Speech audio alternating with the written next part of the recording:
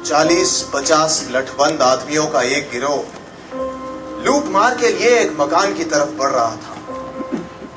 दफतन उस भीड़ को चीर कर एक दुबला पतला अधेड़ उम्र का आदमी बाहर निकला। पलट कर वो बलवाइयों से लीडराना अंदाज में मुखातिब हुआ। भाइयों, इस मकान में बेअंदाजा दौलत है, बेशुमार कीमती सामान है। आओ हम सब इस पर काबिज हो जाएं और माले गनीमत आपस में बांट लें। हवा में कई लाठियां लहराई, कई मुक्के भींचे और बुलंद बांग नारों का एक फव्वारा सा छूट पड़ा।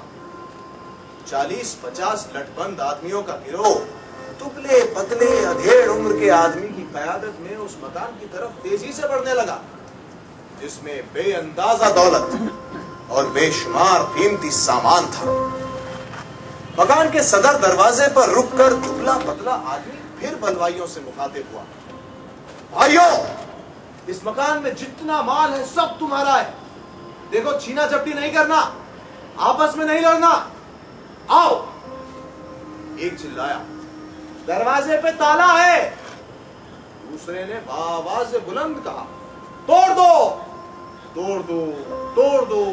हवा में कई लाठियां लहराई, कई मुक्के भींचे और बुलंद बांग नारों का एक फव्वारा सा छूट पड़ा।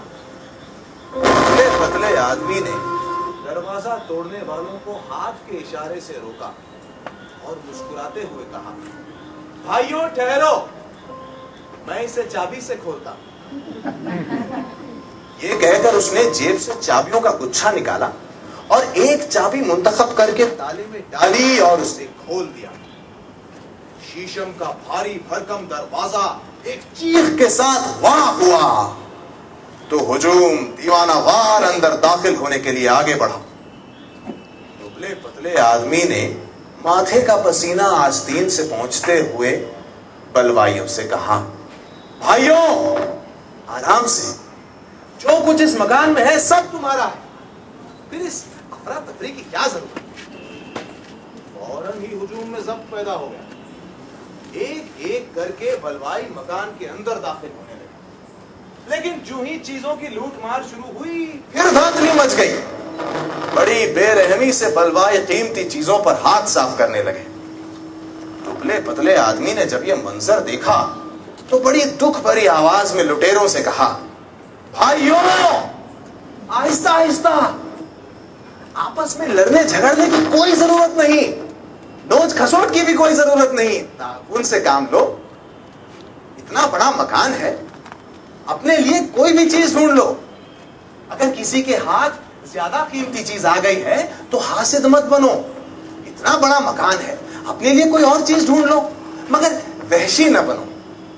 अगर लूट मार करोगे, मार धाड़ करोगे तो चीजें टूट जाएंगी, इसमें नुकसान तुम्हारा ही है। लुटेरों में एक बार फिर नज्म पैदा हो गया और भरा हुआ मकान आहिस्ता आहिस्ता खाली होने लगा। दुबला पतला आदमी वक्तन फवक्तन हिदायत देता रहा, भैया ये रेडियो है, जरा आराम से, ऐसा ना हो कि टूट जाए। हाँ? इसके तार भी साथ लेते जाओ। तय कर लो भाई, इसे तय कर लो। अखरोट की लकड़ी की तिपाही है, हाथी दांत की पच्चीकारी है, बड़ी नाजुक चीज है। हाँ अब ठीक है, अब हाँ। अरे नहीं नहीं, यहां मत पियो, बहक जाओगे, इसे घर ले जाओ। ठहरो ठहरो, मुझे मेन स्विच बंद कर लेने दो, कहीं करंट से धक्का ना लग जाए। इतने में एक कोने में शोर बुलंद हुआ। 4 बलवाई मिलकर रेशमी कपड़े के एक थान पर छीना झपटी कर रहे थे। दुबले पतले आदमी ने जब यह मंजर देखा तो तेजी से उनकी तरफ बढ़ा और मलामत भरे लहजे में कहने लगा, तुम लोग कितने बेसमझ हो, चिंदी चिंदी हो जाएगी ऐसे कीमती कपड़े की। घर में सभी चीजें मौजूद हैं, गैस भी होगा, तलाश करो और नाप कर कपड़ा आपस में तकसीम कर लो। दफतन एक कुत्ते के भौंकने की आवाज आई और चश्मे ज़दन में एक बहुत बड़ा गद्दी कुत्ता एक जश्न के साथ अंदर लपका और लपकते ही उसने 2-3 लुटेरों को भंबोड़ दिया। दुबला पतला आदमी चिल्लाया, टाइगर टाइगर टाइगर। जिसके मुंह में एक लुटेरे का नुचा हुआ गिरेबान था, दुम हिलाता हुआ दुबले पतले आदमी की तरफ निगाहें नीची किए कदम उठाने लगा। टाइगर के आते ही सब लुटेरे भाग गए थे। सिर्फ एक लुटेरा बाकी रह गया था, जिसके गिरेबान का टुकड़ा टाइगर के मुंह में था। उसने दुबले पतले आदमी की तरफ देखा और पूछा, कौन हो तुम? दुबला पतला आदमी मुस्कुराया, इस घर का मालिक। देखो देखो, तुम्हारे हाथ से कांच का मर्तबान गिर रहा है।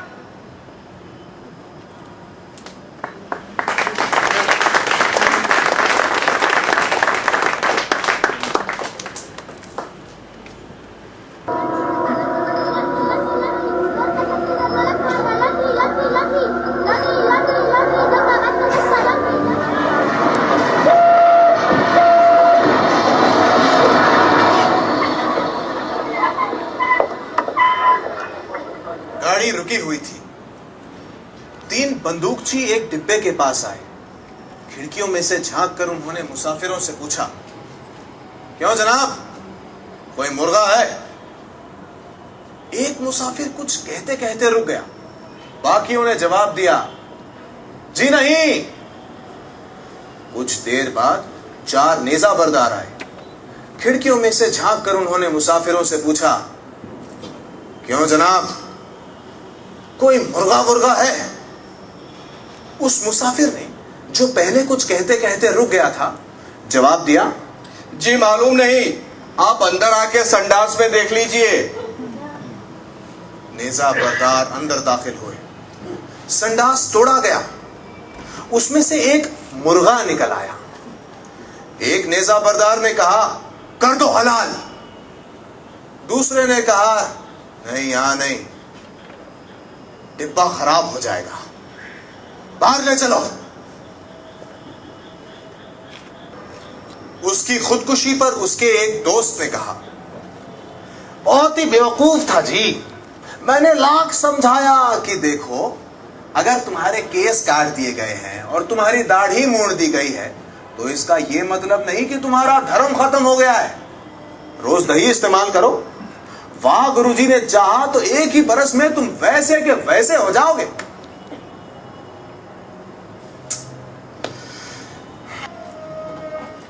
दो दोस्तों ने मिलकर 10-20 लड़कियों में से एक लड़की चुनी और 42 रुपए देकर उसे खरीद लिया। रात गुजार कर एक दोस्त ने उस लड़की से पूछा, तुम्हारा नाम क्या है? लड़की ने नाम बताया तो वो भिन्ना गया। हमसे तो कहा गया था कि तुम दूसरे मजहब की हो। लड़की ने जवाब दिया, उसने झूठ कहा था। ये सुनकर वो दौड़ा दौड़ा अपने दोस्त के पास गया और कहने लगा, उस हरामजादे ने हमारे साथ धोखा किया है, हमारे ही मजहब की लड़की थमा दी। चलो वापस कराएं। बलवाई मालिक मकान को बड़ी मुश्किलों से घसीट कर बाहर ला। कपड़े झाड़ता हुआ वो उठ खड़ा हुआ और बलवाइयों से कहने लगा, तुम लोग मुझे मार डालो, लेकिन खबरदार, जो मेरे रुपए पैसे को हाथ लगाया।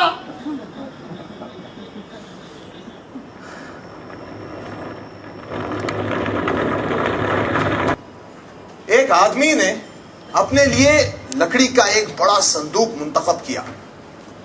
जब उसे उठाने लगा तो संदूक अपनी जगह से 1 इंच भी ना हिला। एक शख्स ने, जिसे शायद अपने मतलब की कोई चीज मिल ही नहीं रही थी, संदूक उठाने की कोशिश करने वाले से पूछा, मैं तुम्हारी मदद करूं? संदूक उठाने की कोशिश करने वाला इमदाद लेने पर राजी हो गया। उस शख्स ने, जिसे अपने मतलब की कोई चीज मिल नहीं रही थी, अपने मजबूत हाथों से संदूक पर जुम्बिश दी और संदूक उठाकर अपनी पीठ पर धर लिया। दूसरे ने सहारा दिया और दोनों बाहर निकले। संदूक बहुत बोझिल था। उसके वजन के नीचे उठाने वाले की पीठ चटक रही थी और टांगें दोहरी होती जा रही थी। मगर इनाम की तवक्को ने उस जिस्मानी मशक्कत का एहसास नीम मुर्दा कर दिया था। संदूक उठाने वाले के मुकाबले संदूक मुंतखब करने वाला बड़ा कमजोर था। सारा रास्ता सिर्फ एक हाथ से सहारा देकर अपना हक कायम रखता रहा। जब दोनों महफूज मुकाम पर पहुंच गए तो सारी मशक्कत बर्दाश्त करने वाले ने संदूक को एक तरफ रखा और कहा,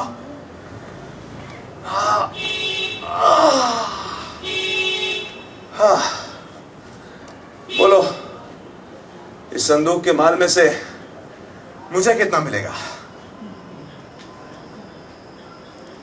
1/4। यह तो बहुत कम है।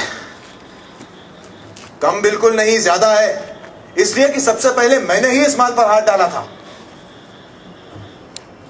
ठीक है, मगर यहां तक इस कमर तोड़ बोझ को उठाकर लाया कौन है? अच्छा, आधे आधे पर राजी होते हो?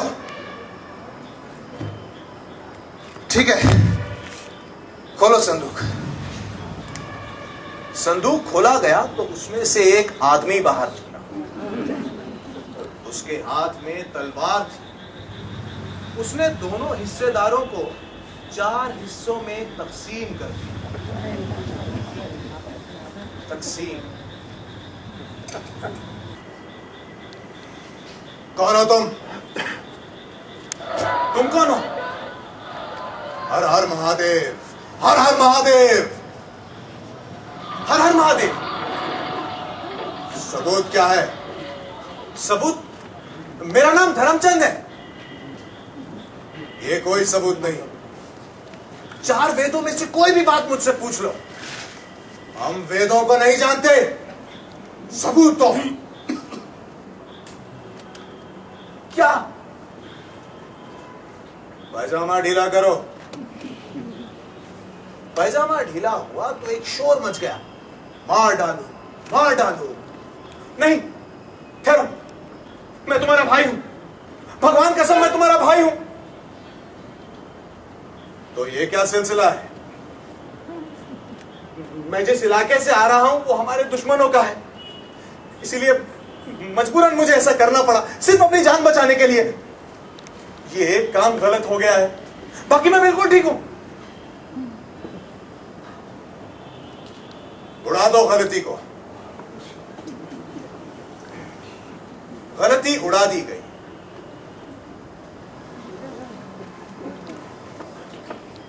धर्मचंद भी साथ ही उड़ गया।